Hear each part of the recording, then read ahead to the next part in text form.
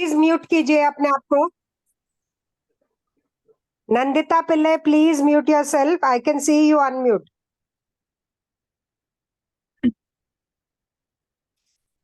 ठीक है। तो स्वास्थ्य जो है वो योग शास्त्र के अनुसार 5 महत्वपूर्ण घटकों के ऊपर निर्भर होता है।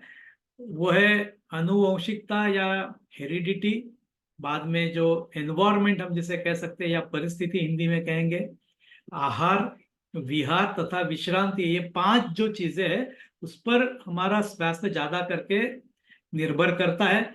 इनमें से जो पहले दो है यानी आनुवंशिकता तथा हमारी परिस्थिति या एनवायरमेंट, उसे थोड़ा सा बदलना मुश्किल होता है।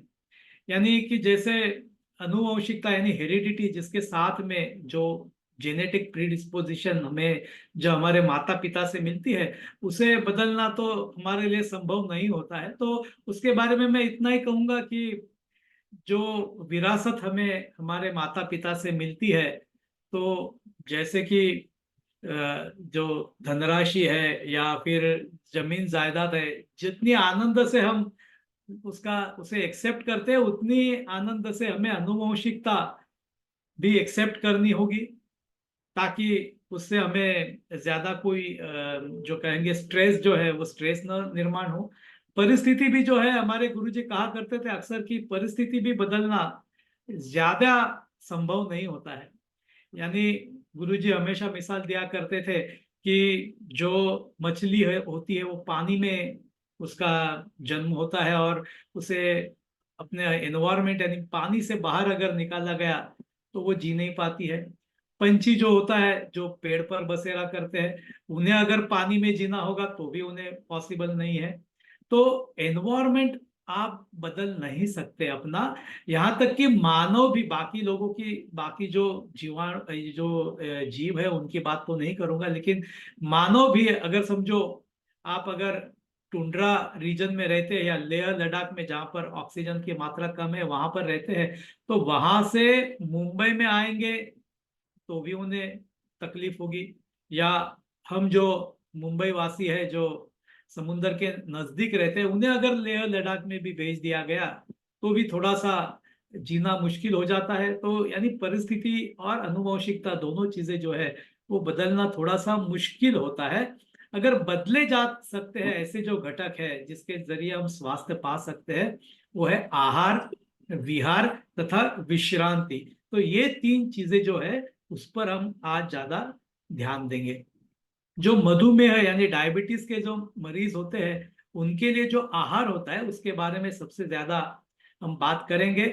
जो महत्वपूर्ण चौपाई जो होती है डायबिटीज के कंट्रोल के लिए, चौपाई यानी जो 4 पहिया जिसे हम कहते हैं, उनमें से एक पहिया होता है आहार का।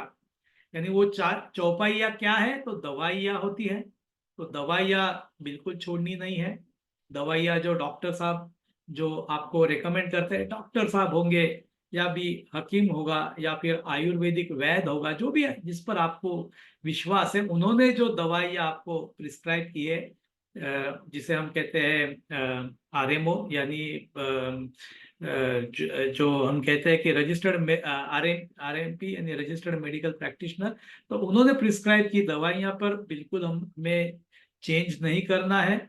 जो क्योंकि डॉक्टर जो दवाइयाँ देते हैं वो दवाइयाँ सोच समझ कर देते हैं। अगर आपका ब्लड शुगर योगाभ्यास करने से या जो योगाभ्यास में जो आहार बताया गया उससे अगर समझो आपका कंट्रोल में आ जाता है, नियंत्रण में आ जाता है डायबिटीज, तो डॉक्टर अपने आप दवाइयाँ कम कर देंगे। तो वो जो दवाइयाँ कम करने का काम है वो डॉक्टर पर ही हमें छोड़ना चाहिए। दूसरी जो चौपाई होती है वो है व्यायाम या एक्सरसाइज, जिससे कैलोरीज बर्न होती है। हमने देखा कि योगाभ्यास ये एक्सरसाइज से थोड़ा सा अलग है। लोगों को लगता है कि योगाभ्यास ये एक प्रकार का व्यायाम है, लेकिन वैसे नहीं है, क्योंकि योगाभ्यास में हम एक्सर्शन नहीं करते हैं, बल्कि जो एनर्जी है हमारे हमारे अंदर उसे थोड़ा सा संजोग कर रखते हैं। तो एक्सरसाइज और व्यायाम में फर्क है, लेकिन व्यायाम भी जितना योगाभ्यास, एक्सरसाइज और योगाभ्यास में फर्क है, लेकिन जितना योगाभ्यास महत्वपूर्ण है उतना ही व्यायाम भी हमें डायबिटीज के कंट्रोल के लिए आवश्यक है। तीसरी जो बात महत्वपूर्ण है वो है ज्ञान। डायबिटीज के बारे में जानकारी होना बहुत बेहद जरूरी है। और सबसे बड़ा प्रॉब्लम जो भारत के जो डायबिटिक पेशेंट होते हैं उन्हें यही होता है कि उन्हें थोड़ा सा ये इसके बारे में बहुत मामूली ज्ञान होता है और बहुत सारे गलत फहमियां होती है। तो वो गलत फहमियां दूर से दूर रहना ये भी एक महत्वपूर्ण चौपाई है जिससे हम डायबिटीज का कंट्रोल कर सकते हैं। और चौथी बात जो है वो आहार है। तो उस आहार के बारे में थोड़ा सा जानेंगे। योग शास्त्र में आहार की जो संकल्पना है वो बड़ी विस्तृत है। यानी आम तौर पे हम सोचते हैं कि आहार यानी क्या है, तो आहार यानी भोजन या हमारा डाइट। लेकिन योग शास्त्र में ऐसे नहीं कहा जाता है। योग शास्त्र में कुछ मूर्त चीजें जैसे हम देख सकते हैं, समझ सकते हैं, टैंजिएबल इनटैंजिएबल ऐसे दोनों चीजें जो है वो आहार में आती है। यानी भोजन जो हम खाते हैं, पेय जो हम पीते हैं, हवा जो हम नथुनियों से लेते हैं, सांस लेते हैं, वो भी एक प्रकार से हमारा आहार है ऐसे कहा जाता है। रोशनी जो सूरज की जो हम देख पाते हैं, जो हम त्वचा से ग्रहण करते हैं, और हम जानते हैं कि त्वचा के नीचे जो विटामिन डी बनता है सूरज की रोशनी से, तो वो भी हमारा एक आहार है। यानी जो मूर्त चीजें हैं, यानी कॉन्क्रीट चीजें जो हम समझ सकते हैं, देख सकते हैं, वो तो आहार है ही योग शास्त्र की परिभाषा में। किंतु कुछ अमूर्त चीजें जैसे कि विचार है, हमारी कल्पनाएं हैं, भावनाएं हैं, ये भी संकल्पनाएं जो है वो आहार में आती है। तो एक विस्तृत मात्रा में मैं कहूंगा कि जो पंच ज्ञानेंद्रियों से जो हम ग्रहण करते हैं वो उस पंच ज्ञानेंद्रियों का आहार है ऐसे हम कह सकते हैं। यानी हम जो आंखों से देखते हैं वो आंखों का आहार है, जो कानों से सुनते हैं वो कानों का आहार है, जो त्वचा से महसूस कर सकते हैं वो त्वचा का आहार है, नथुनियों से जो सूंघ सकते हैं वो जो है वो नथुनियों का आहार है। और जो जीवा के बारे में तो हम सभी जानते हैं कि जो जीवा से हम ग्रहण करते हैं, स्वाद जिसका चख सकते हैं, वो जीवा का आहार है। ऐसे हम एक विस्तृत संकल्पना जो है योग शास्त्र में इस परिभाषा से हम थोड़ा सा आहार की तरफ देखेंगे। घेरंड संहिता नाम का एक बड़ा महत्वपूर्ण ग्रंथ जो है उसमें एक श्लोक है जो हमें कहता है कि अन्नेन पूर्येद अर्धम तोयेन तु तृतीयकम उदरस्य तृतीयांश संरक्षित वायु चारणे। यानी इसका मतलब है कि अन्न से हमें वह आधा भाग जो हमारे पेट का स्टमक का जो आधा हिस्सा है अर्ध, वो हमें अन्न से भरना है। पानी से और जो 1/4 जो हिस्सा है, वो तीसरा जो हिस्सा है वो पानी से भरना है। और चौथा जो हिस्सा जो है वो हमें खाली रखना है। यानी जिसे हम कह सकते हैं कि भूख मिट जाए पर आलस न आए, ऐसा जो आहार होता है वो आहार योग शास्त्र हमेशा रेकमेंड करता है। और डायबिटिक पेशेंट के लिए भी वही आहार जो अच्छा हो सकता है ऐसा हम कह सकते हैं। जिसे हम कह सकते हैं कि मिताहार की संकल्पना, मित यानी थोड़ा सा कम, जितना हमारी जितनी भूख रहती है उससे थोड़ा कम, और युक्ताहार यानी जो हम कहेंगे एप्रोप्रिएट जो डाइट जिसे हम कह सकते हैं स्क्वायर मील, ऐसी संकल्पना योग शास्त्र में आहार के लिए बताई गई है। आहार जो है वो हमारा जो डायबिटीज में जो अनकंट्रोल जब आहार होता है तो वो डायबिटीज अनकंट्रोल होने का एक सबसे महत्वपूर्ण कारण हो सकता है। अन्न से हमें, सज्जन जी प्लीज म्यूट कर लीजिए अपने आप को। जो Sajjan ji, please mute yourself. Request. आहार जो है वो एक सबसे महत्वपूर्ण कारण हो सकता है हमारा डायबिटीज कंट्रोल में रहे या अनकंट्रोल हो जाए। क्योंकि अन्न से हमें ऊर्जा मिलती है, और जो ऊर्जा जो हम कैलोरीज में जिसका हम हमेशा बात करते हैं, सुनते हैं, तो इसका गणित बड़ा सीधा साधा होता है।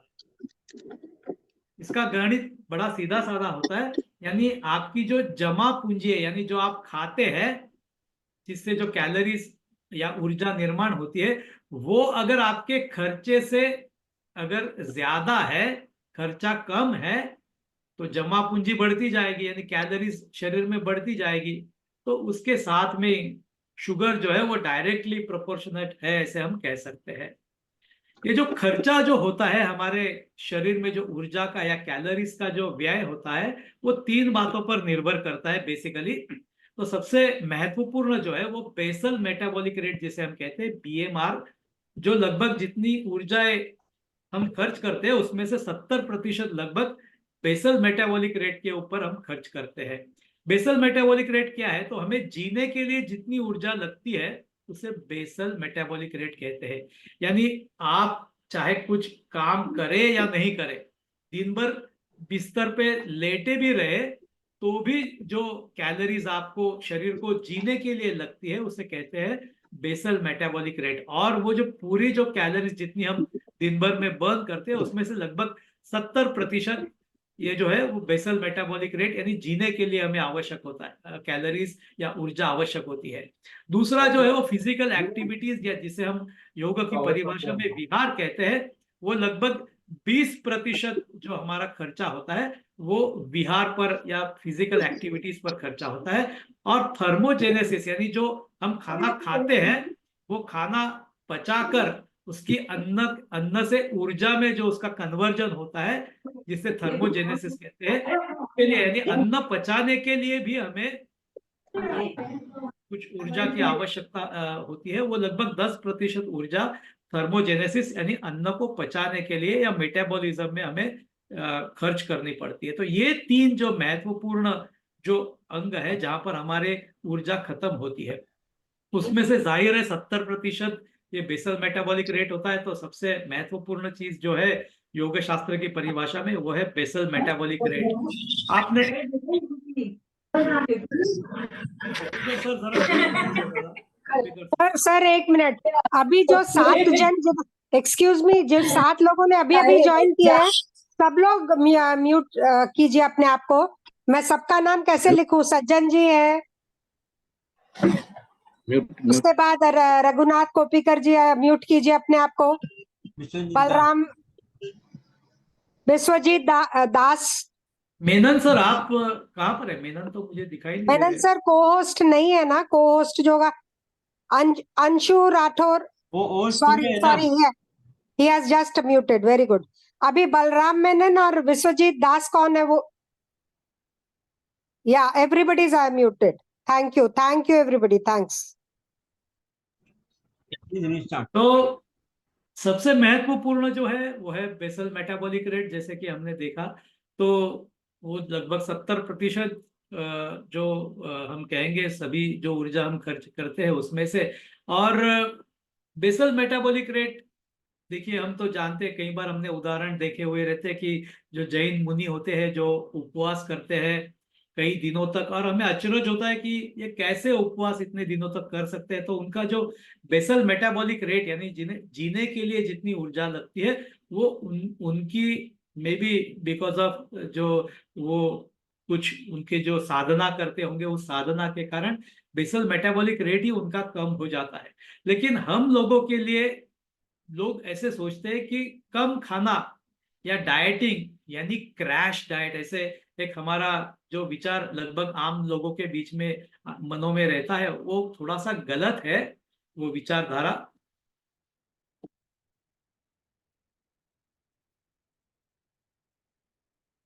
जो हमें चाहिए डायबिटीज के लिए वो कम खाना नहीं होना चाहिए, क्रैश डाइट नहीं होना चाहिए, बल्कि स्क्वायर मील जिसे हम कह सकते हैं, जो योग की परिभाषा में जो मिताहार है, या ज्यादा करके मैं कहूंगा युक्ताहार जो है, यानी युक्त यानी एप्रोप्रिएट डाइट जो है वो हमें लेना चाहिए। सभी पोषण मूल्यों मूल्यों की हमें जरूरत होती है, ये बात ध्यान में रखना चाहिए। कार्बोहाइड्रेट्स होंगे, प्रोटीन होंगे, फैट्स होंगे, मिनरल, विटामिन, पानी, ये सभी जो चीजें हैं, 6 चीजें, ये सभी 6 चीजों की उतनी ही जरूरत होती है जितनी किसी किसी भी एक चीज की। लेकिन आजकल क्या होता है कि एक नया फंडा कई बार हमें सुनने में मिलता है, यानी डाइट करो तो no carb diet. Vidya, please mute करो। Vidya Nayak, please mute yourself.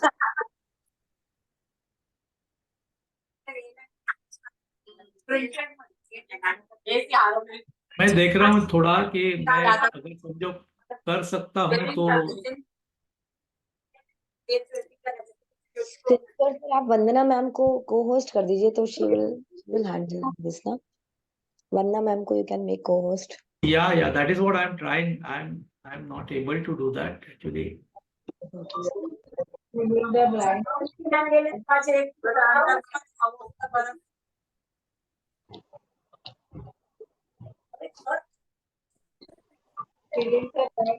Mute करा। स्वाति जी, सिनकर सर को होस्ट बनाइए ना, को होस्ट नहीं, बनाइए। मैं होस्ट हूँ, लेकिन मुझे तुम्ही होस्ट आहात ना, मग तुम्हाला होत नाही, तुम्हाला म्यूट करायला कोणाला? मैं तो सगळ्यांना मी म्यूट करत राहिलो तर मग. अच्छा, ते पण बरोबर. ओके, चलो अभी सबको किया है म्यूट, और शायद अभी और कोई जुड़ेगा नहीं, लगभग 9:20 हो चुके हैं, तो कोई और जुड़ेगा नहीं, तो ठीक है। तो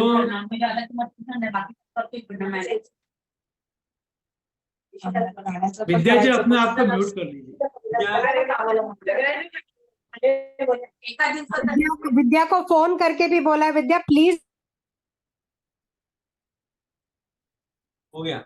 या तो जैसे कि मैं कह रहा था कि बेसल मेटाबॉलिक रेट जिसे कम करना होगा, तो केवल कम खाने से या क्रैश डाइट से वो नहीं होने वाला है, बल्कि जो है स्क्वायर मील्स या मिताहार युक्ताहार की जो संकल्पना योग शास्त्र में कही गई है, उससे हम शायद हमारा बेसल मेटाबॉलिक रेट थोड़ा सा कम कर सकते हैं, और सभी पोषण मूल्य जो कार्बोहाइड्रेट्स हो, प्रोटीन हो, फैट्स हो, मिनरल्स हो, विटामिन या पानी, ये सभी की जरूरत होती है। एक की भी अगर कमी होगी तो भी हमें तकलीफ हो सकती है।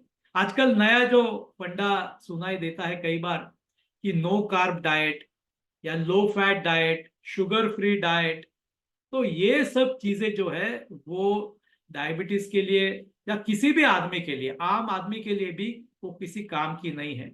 ज्यादा करके जो डायबिटीज पेशेंट के लिए जो डाइट कहा जाता है वो थोड़ा सा आम आदमी के डाइट से थोड़ा सा अलग होगा, लेकिन अगर डायबिटीज का जो डाइट है वो अगर हम सभी लोग अगर फॉलो करना शुरू कर दे, तो शायद हमें जो हमारी जो हेल्थ है, स्वास्थ्य जो है वो अच्छी तरह से हो सकता है। तो ये जो low fat, trans fat, sugar free, ये सभी चीजें आप कुछ भी करेंगे तो जिससे क्रेविंग उस चीज के लिए या क्या इच्छा जो है वो उस चीज के लिए पैदा होना शुरू हो जाता है, तो वो नहीं होना चाहिए। इसलिए किसी भी चीज को आपको परहेज पूरी तरह से नहीं करना है। अब ये जो फैट्स होती है, उन फैट्स में सैचुरेटेड फैट्स होती है, जिसमें पिज्जा आता है, चीज आता है या मीट प्रोडक्ट्स होते हैं, उसे जितना कम आप कर सके उतना डायबिटीज पेशेंट को कम करना है। ट्रांस फैट्स जो है, जिसमें आमतौर पे अगर मैं मिसाल दूं, बहुत सारी है, लेकिन आमतौर पे अगर मिसाल दूं तो जो वनस्पति घी, डालडा जिसे हम कहते हैं, तो वो तो जितनी कम यानी बिल्कुल नहीं लेंगे तो सबसे बेहतरीन होगा। जो मुफा है यानी मोनो अनसैचुरेटेड फैट्स जो है, जो सिंग तेल में होता है, rice bran oil, olive oil या ड्राई फ्रूट्स में होता है, तो इसमें से जो ऑयल का जो पार्ट है या पुफा जो रहता है, पॉली अनसैचुरेटेड फैटी एसिड, यानी उसमें जो सनफ्लावर ऑयल या सोयाबीन ऑयल में रहता है, या सीड्स अलग अलग जो रहती है, चिया सीड्स होगी या पंपकिन सीड्स होगी, तो ये सीड्स में से जो मिलता है, या फिर जो अलसी जो हम खाते हैं तो उससे, या फिर पॉपी सीड से मिलती है, तो ये सभी चीजों में से जो ऑयल का जो पार्ट है, तेल का जो पार्ट है, वो तेल का पार्ट हमें ध्यान में रखना चाहिए कि आधा किलो पर मंथ पर पर्सन ये इसकी मात्रा ज्यादा से ज्यादा होनी चाहिए। अब आप सभी अपने आप देख लीजिए, एक्सरसाइज कर सकते हैं कि अपने घर में कितने लोग रहते हैं, पकड़ के चलिए 5 आदमी अगर रहते हैं तो 2.5 किलो ये जो है कोई भी लीजिए आप, मुफा लीजिए, पुफा लीजिए, सैचुरेटेड लीजिए, ट्रांस फैट लीजिए, ये सब मिलके आधा किलो से ऊपर नहीं होना चाहिए। और मैं आपको गारंटी के साथ कह सकता हूं कि कोई भी घर नहीं होगा कि जिसमें 0.5 से नीचे इसका जो कंजम्पशन है वो हो सकता है। तो थोड़ा सा जितना हम हो सके उतना ये जो फैट्स जो है वो फैट्स को कम करें। मैं नहीं कहूंगा कि फैट्स बिल्कुल बंद करें, नो फैट डाइट भी गलत है, नो फैट भी लेंगे तो भी आपको शायद तकलीफ हो सकती है। जो टालना है हमें वो बार बार गर्म किया हुआ जो तेल रहता है, यानी अगर आपको, मैं कहूंगा कि समझो आपको वड़ा भी पसंद है, तो वड़ा जो है वो रास्ते पे जो वड़ा मिलता है तो वो जो बार बार गर्म किया, फिर ठंडा हुआ, फिर गर्म किया, ऐसे बार बार गर्म किया गया तेल जो है उसमें तला हुआ रहता है, तो वो जो स्वास्थ्य के लिए बेहद खराब होता है, क्योंकि उसमें जो है वो एंटीऑक्सीडेंट्स उसमें से पूरी तरह से कम हो जाते हैं, और ऑक्सीजन फ्री रेडिकल्स जिसे हम कहते हैं कि जिससे दिल की बीमारी हो सकती है और कैंसर जैसे तत्व जो हमारे शरीर में जो होते हैं उसे थोड़ा सा बढ़ावा मिल सकता है। तो उसका कारण है बार बार गर्म किया गया तेल, उसे अवॉइड करना है। अगर आपको कोई तली हुई चीज भी खानी है तो घर में तल के कीजिए, और एक बार घर में जो तेल गर्म करने के बाद जो बचा हुआ तेल है उस तेल को वापस गर्म मत कीजिए, फिर उसे चाहिए तो आटा बुनने में या दूसरी चीजों में या चटनी के ऊपर जब आप हम कच्चा तेल डालते हैं तो वैसे डाल के उसे खत्म कर दीजिए, फिर से गर्म उसे मत कीजिए।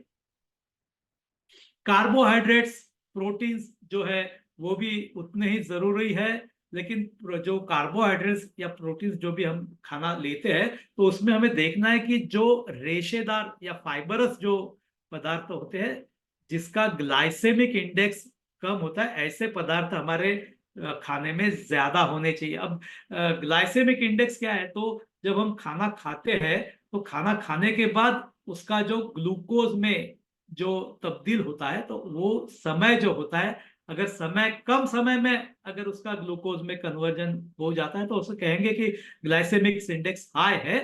तो ऐसे पदार्थ जब अगर हम रेशेदार पदार्थ या फाइबरस पदार्थ का हमारे खाने में ज्यादा इस्तेमाल करेंगे जिनका ग्लाइसेमिक इंडेक्स कम होता है तो ज्यादा समय तक जो है वो ग्लूकोज में कन्वर्जन नहीं होगा, धीरे धीरे ग्लूकोज में कन्वर्जन होगा, जिसके कारण डायबिटीज का कंट्रोल करने में हमें मदद मिल सकती है। और जो कोलेस्ट्रॉल जो है वो कोलेस्ट्रॉल भी न बढ़ने वाला ऐसे जो खाना हमें खाना चाहिए, जैसे कि जो मैंने बताया ट्रांस फैट और सैचुरेटेड फैट्स जो है उसे थोड़ा सा कम मात्रा में हमें खाना चाहिए। आजकल दो विचार बड़े फेमस है जो डाइट के मार्केट में, जिसे कहते हैं दीक्षित डाइट और दिवेकर डाइट। ये दोनों डाइट में मैं दोनों जो दिग्गज है, दीक्षित जी भी दिग्गज है और रुजुता दिवेकर भी अपने अपने फील्ड में दिग्गज है दोनों, तो मैं उस कंट्रोवर्सी में नहीं जाऊंगा कि कौन सा फॉलो करे।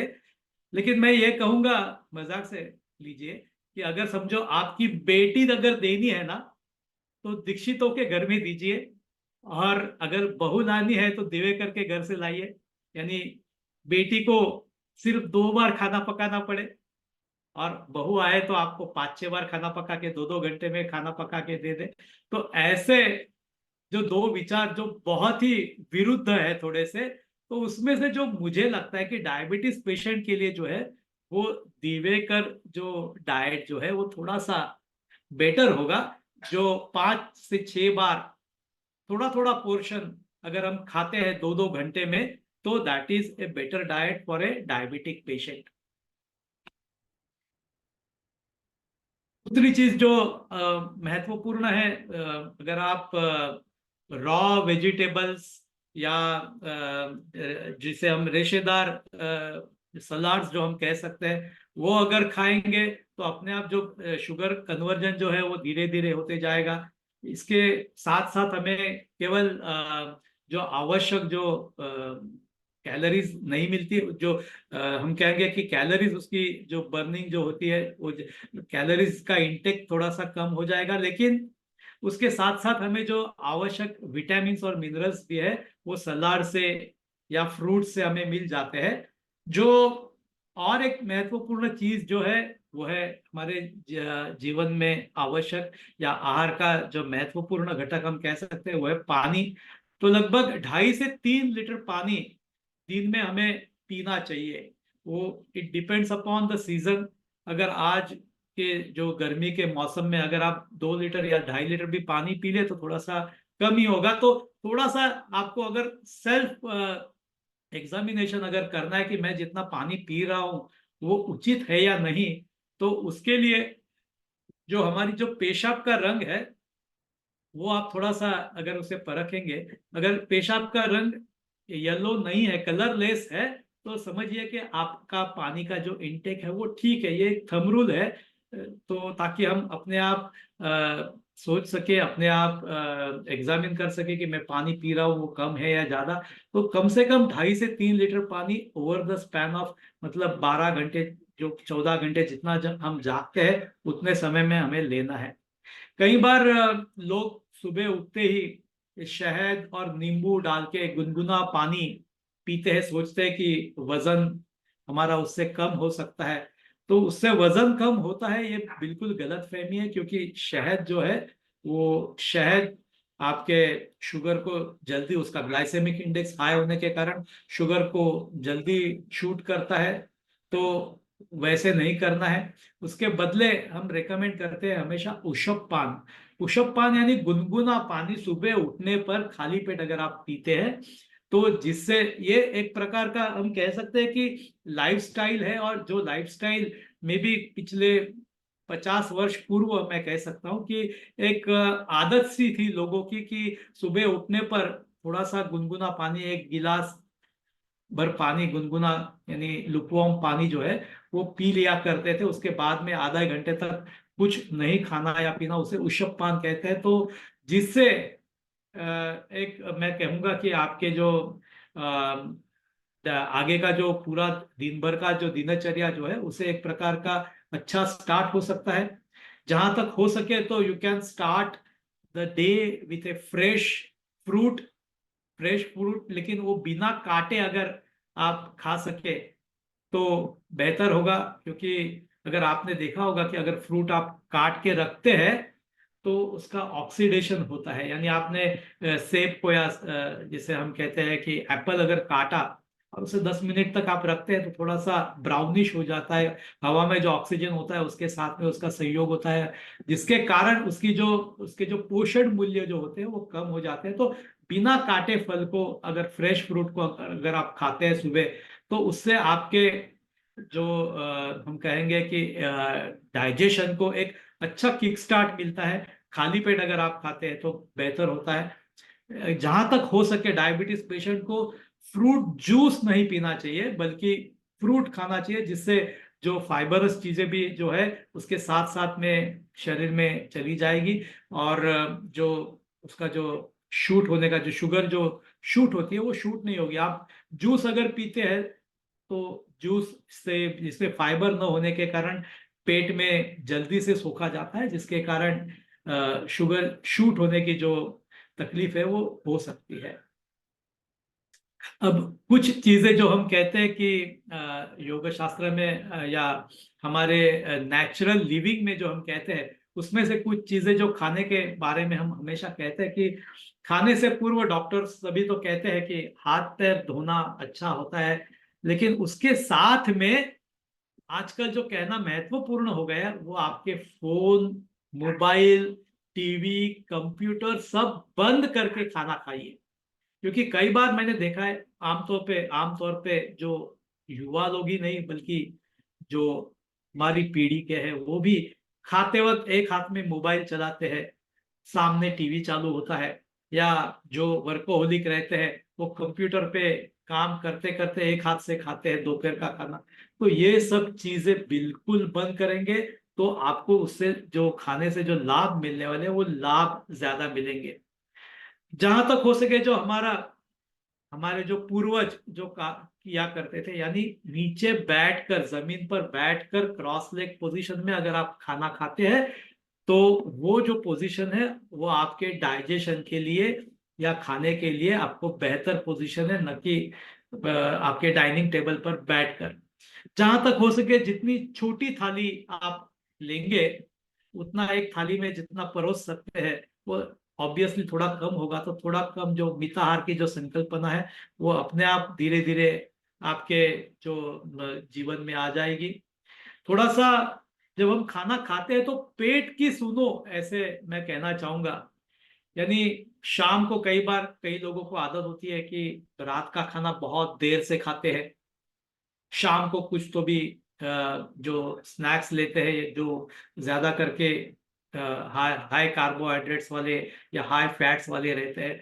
तो उसके बारे में मैं ये कहना चाहूंगा कि थोड़ा सा पेट की सुनो। यानी अगर आपको आपके निजी जीवन से मैं एक उदाहरण दूंगा कि समझो आप काम करते हैं दफ्तर में, और दफ्तर को शाम को आप घर जाने वाले होते हो, आधा घंटा बाकी है दफ्तर छूटने के लिए, ऑफिस से बाहर निकलने के लिए, और आपका बॉस लाके आपके सामने 2 फाइल रखता है और कहता है कि भाई आज के आज ये फाइल्स मुझे करेक्ट करके चाहिए, ये काम आज ही होना है। तो आपको मन ही मन क्या होता है, गुस्सा आ जाता है ना बॉस को, 2 4 गालियां भी मनी मन हम बॉस को दे देते हैं।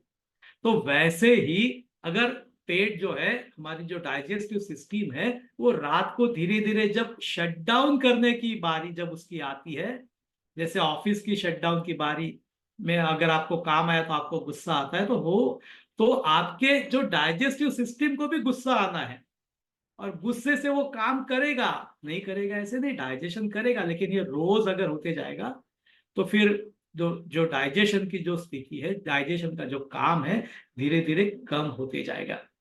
तो इसलिए जितना हो सके उतना शाम का खाना सूर्यास्त से पहले अगर आप लेते हैं तो बेहतर होगा। धीरे धीरे खाना खाना चाहिए, सलाद से शुरू कीजिए ताकि आपका जो पेट है वो पेट भर जाए अच्छी तरह से। जो सैटाइटी है, खाने से पेट भरना जो चीज है, वो चीज भी आपको उसका उसका भी लाभ, उसका भी संतोष जो है आपको मिल जाए। हमेशा कहा करते थे हमारे जो पूर्वज, हमारी दादी माँ से, आपने बहुत बार सुना रहेगा अपनी दादी माँ से कि 32 बार एक जो हम खाना खाने का जो ये लेते हैं, ग्रास लेते हैं, उसे 32 बार चबाकर खाना चाहिए, ताकि जो उसमें जो सलाइवा मिक्स होती है, लार जो उसमें मिक्स होती है, जिससे कार्बोहाइड्रेट्स का पचन जल्दी शुरू होता है। तो ये महत्वपूर्ण है।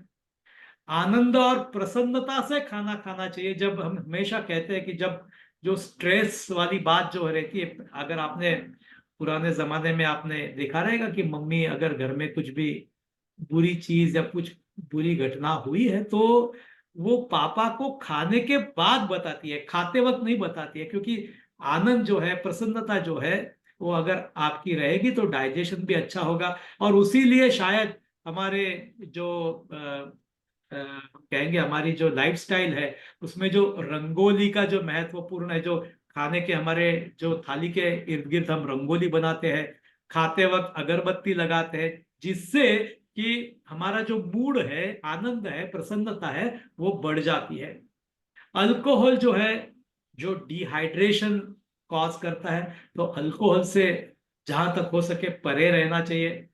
जो 5 सफेद जहर जिसे हम नेचुरोपैथी में कहते हैं, उन 5 सफेद जहरों से थोड़ा सा दूर होना चाहिए।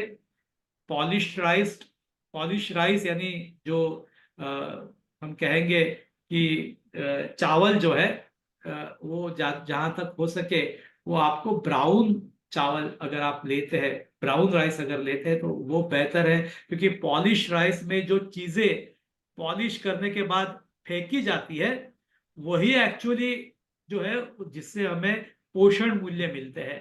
तो पॉलिश राइस जहां तक हो सके कम खाइए।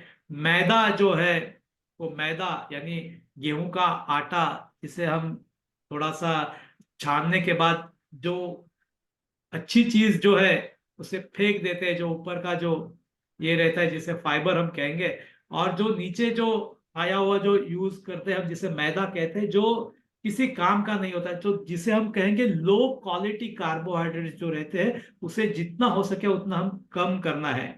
हाइड्रोजनेटेड घी तीसरा जो सफेद जहर है, यानी डालडा या वनस्पति घी जो है, उसे भी जितना हो सके उतनी कम मात्रा में खाना है। शक्कर जो है, व्हाइट शुगर, वो भी सेहत के लिए अच्छी नहीं होती, डायबिटीज पेशेंट के लिए तो अच्छी होती ही नहीं है।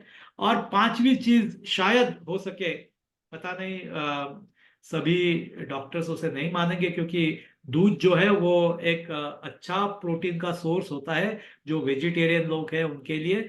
लेकिन जो प्योर नेचुरोपैथ होते हैं वो दूध को भी जहर मानते हैं। वो कहते हैं कि एक मनुष्य ऐसा एकमात्र प्राणी है जो दूसरे जानवर का दूध पीता है, बाकी कोई जानवर नहीं पीता दूसरे जानवर का दूध। लेकिन ये चीजें जो है, दूध वैसे अगर हम देखा जाए तो कंट्रोवर्शियल, अगर उसे छोड़ना या उसके ऊपर डिबेट करना थोड़ा सा कंट्रोवर्शियल हो सकता है, क्योंकि पिछले 5,000 वर्षों से हम भारतवर्ष में हम दूध और दुग्धजन्य पदार्थ जो हम खाते चले आ रहे हैं, तो उसे यकायक छोड़ना भी थोड़ा सा मुश्किल हो सकता है। लेकिन आजकल कई डॉक्टर्स भी ऐसे जो है, खास करके जो डायबिटीज के जो स्पेशलिस्ट है, मैं नाम नहीं लूंगा, लेकिन वो भी कहते हैं कि दूध जो है वो जहां तक हो सके अगर आप कम करें तो अच्छा होगा, क्योंकि दूध से ऐसे होता है कि जो आपके जो स्टिमुलस जो पैनक्रियास को मिलता है इंसुलिन प्रोड्यूस करने के लिए, वो स्टिमुलस थोड़ा सा कम हो जाता है। तो जिसके कारण ऐसे कहा जाता है, मुझे उसके बारे में ज्यादा जानकारी नहीं है, तो इसीलिए कई डॉक्टर्स जो है वो भी जो डायबिटोलॉजिस्ट है वो भी कई बार कहते हैं कि दूध जहां तक हो सके कम मात्रा में लीजिए।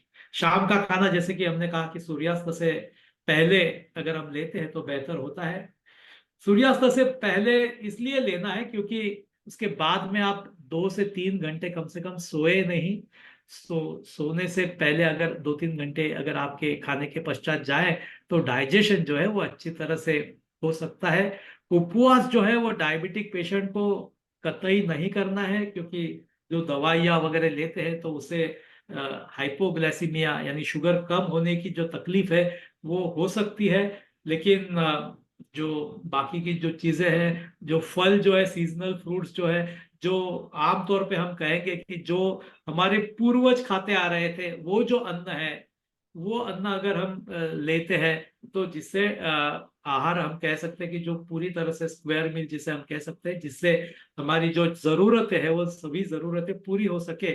और जो मराठी में हम कहते हैं कि उदर भरण नोहे जाणीजे यज्ञ कर्म, यानी एक खाना खाना यानी केवल पेट भरना नहीं है, बल्कि ये एक यज्ञ कर्म है, यानी एक हम कहेंगे कि सैक्रिफाई है, जिससे जो हम जीने के लिए हम खाते हैं, खाने के लिए जीते नहीं है। ये बात हमें हमेशा ध्यान में रखनी चाहिए। दूसरी चीज जो है वो है विहार। विहार यानी जो हमारी दिनचर्या होती है, दिन भर में हम जो करते हैं उसे दिनचर्या कहते हैं। वो केवल दिनचर्या नहीं, बल्कि ये भी कंसेप्ट थोड़ी सी ब्रॉड है, थोड़ी सी विस्तृत है। दिनचर्या होगा, चिंतन होगा, व्यावसायिक गतिविधि, व्यायाम, खेल, मनोरंजन, विचार, या यहाँ तक जो सपने दिन में हम देखते हैं, हमारी ख्वाहिशें होती है, वो सभी विहार में आती है। एक्सरसाइज उसमें से जो है, वो एक्सरसाइज भी जो है आपको डायबिटीज कंट्रोल में लाने के लिए बहुत जरूरी होती है। लेकिन कई बार ऐसे हम सुनते हैं कि या फिर एड भी देखते हैं कि झटपट वजन कम कर दीजिए बिना किसी एक्सरसाइज के। आप नेट पे भी जाएंगे तो कई बार कुछ जो सप्लीमेंट्स जो लेने के लिए कहा जाता है, तो वो सप्लीमेंट्स से वजन जो कमती होता होगा भी, तो वो कुछ काम का नहीं है अगर आपको परमानेंटली आपको आपका वेट जो है वो कंट्रोल में रखना है। कोई भी एक एक्सरसाइज होगा, वो ब्रिस्क वॉक होगा, जिम्नाशियम होगा, जिम होगा, सूर्य नमस्कार होगा, स्विमिंग होगा, जो भी एक्सरसाइज आप करते हैं वो एक्सरसाइज आप रेगुलरली कीजिए। हफ्ते में कम से कम 5 दिन 45 मिनट्स अ डे ऐसे अगर आप एक्सरसाइज करते हैं, जिससे आपको केवल वजन ही कम नहीं होगा, बल्कि आपकी जो हड्डियां है, मांसपेशियां है, वो भी मजबूत होने के लिए मदद मिलेगी। हार्ट के जो मांसपेशियां है या फेफड़ों की जो मांसपेशियां है वो मजबूत हो जाएगी। ब्लड प्रेशर और जो शुगर जो है वो कंट्रोल में आ जाएगा। तनाव जो है वो धीरे धीरे कमती हो जाएगा, क्योंकि हमने देखा है कि तनाव जो है वो डायबिटीज का सबसे महत्वपूर्ण एक कारण होता है। तो ये सभी चीजें कंट्रोल में आने से डायबिटीज अच्छे विहार से अपने आप ठीक से आ जाएगा। एक गलतफहमी हमेशा लोगों के मन में होती है कि एक्सरसाइज अगर मैं बंद करूंगा तो वजन बढ़ जाएगा। तो ऐसी बात नहीं होती है। अंग्रेजी में कहावत है कि यूज इट और लूज इट। अगर गाड़ी आप नहीं चलाते हैं तो गाड़ी का मेंटेनेंस जो है वो ज्यादा आता है, तो वैसे ही एक्सरसाइज नहीं करेंगे तो उसका जो खामियाजा भुगतना पड़ेगा वो हमेशा बड़ा होगा। लेकिन एक्सरसाइज करते वक्त जो थोड़ा सा हमें ध्यान में रखना है वो है इंजुरी। इंजुरी हमें न हो किसी भी प्रकार की, इसलिए हमें खाली पेट एक्सरसाइज नहीं करनी है।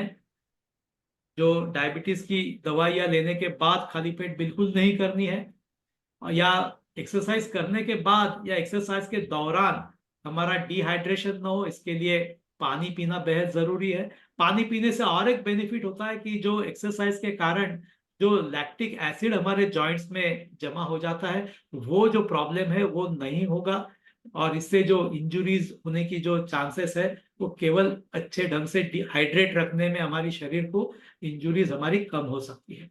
एक्सरसाइज भी जब करते हैं आप तो उसकी 3 फेजेस होनी चाहिए। पहली तो वार्म अप फेज है, यानी धीरे धीरे हमें हमारे जो हार्ट रेट को बढ़ाना है। उसके बाद में जो एक्सरसाइज जो है वो अगर वॉक करते हैं तो वॉक भी, जो ब्रिस्क वॉकिंग है वो 5 मिनट के बाद करनी है, शुरुआत में वार्म अप, और एंड में कूलिंग अप भी करना चाहिए, यानी कूलिंग डाउन भी हमें करना चाहिए, ताकि जो हार्ट रेट आपका बढ़ा है वो सडनली नीचे नहीं आए, वो धीरे धीरे धीरे धीरे नीचे आए। इसके लिए वार्म अप, एक्सरसाइज और कूलिंग डाउन फेज, ये तीनों फेजेस में आपको एक्सरसाइज करनी है। क्षमता के अनुसार आपको एक्सरसाइज करनी है।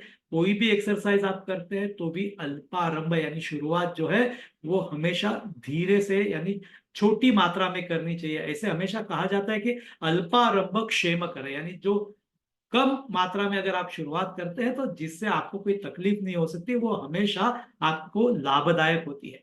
और तीसरी जो चीज जो हम चेंज कर सकते हैं, बदलाव ला सकते हैं, तो वह है विश्रांति। यानी 8 घंटे हमें नींद लेना जरूरी है, जिससे हमें दिन भर प्रसन्नता होती है। शारीरिक, मानसिक, भावनिक तथा आध्यात्मिक स्तर पर भी हम कह सकते हैं कि विश्रांति हम ले सकते हैं। तो शारीरिक मानसिक विश्रांति के लिए 8 घंटे सोना आवश्यक होता है, और भावनिक और आध्यात्मिक प्रसन्नता के लिए हमें जो है वो योगाभ्यास करना चाहिए। योगाभ्यास जो है वो सजग विश्रांति है, हम कहेंगे कॉन्शियस रिलैक्सेशन है, और जो नींद है हमारी वो अनकॉन्शियस रिलैक्सेशन हम कहेंगे। तो ये चारों स्तरों पर हमें विश्रांति लेना आवश्यक होता है। ऐसे नेचुरोपैथी में कहा जाता है कि रात्रि के पहले प्रहर में, मैं जानता हूं कि ये प्रैक्टिकल नहीं है लेकिन आपकी जानकारी के लिए मैं कह दूं, ताकि ये जो इसका जो प्रिंसिपल है वो प्रिंसिपल को तो कम से कम आप अपना सके।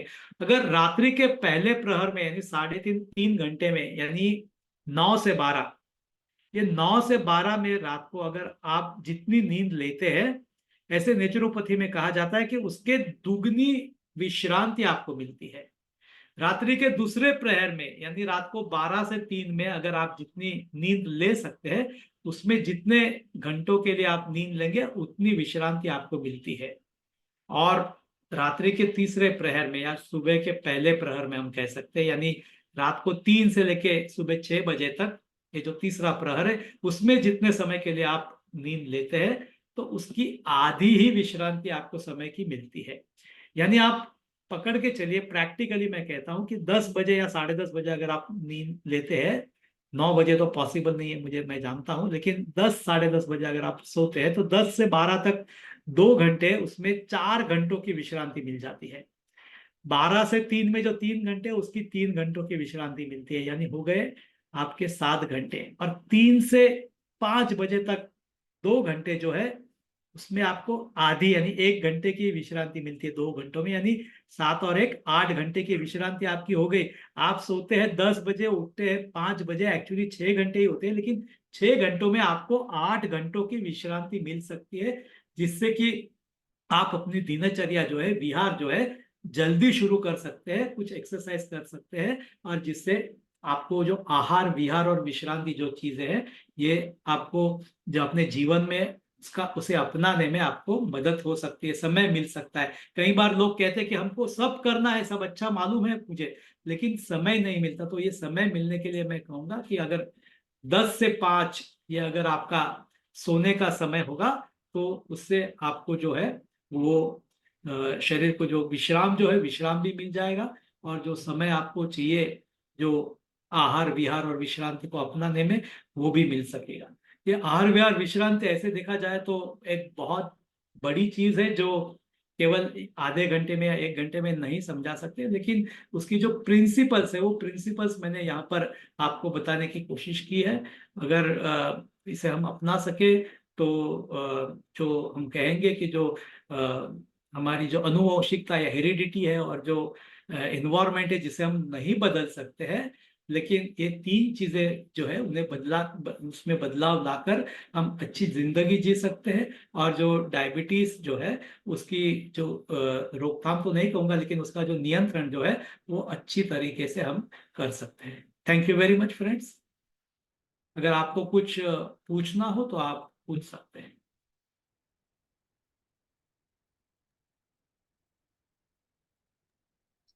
एनी क्वेश्चंस जो पूछना चाहता है पूछ लीजिए।